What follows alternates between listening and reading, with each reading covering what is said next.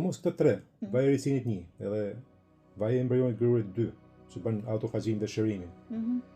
Edhe kopri që bën tonifikimin e trupit, sidomos për gratë, për shumë për femrat, konsultohet shumë, sugjerohet shumë kopër.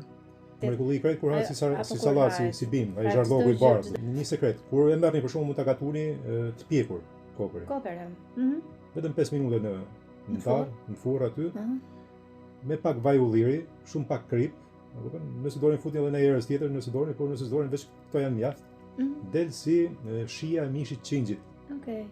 Kur ushesh. Me kopër zhardhok. Kurse kopri për shumë kur është te fara, nikon shumë sidomos te këto vajrat. Lëshon atë frekuencën e vet ose esencën e vet. Se nikon shumë te tonifikimi i lëkurës edhe i gjithë trupit, i muskullit të trupit. Kryesisht rekomandohet vendoset në kërthis. Unë kam shumë mikesha klientë tashmë që e blejnë në Kosovë, në Shqipëri etj etj.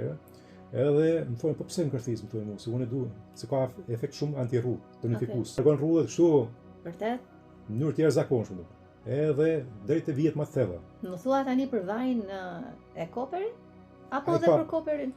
Ai quhet vaj beauty te ne. Super beauty. Kush është vaj super beauty?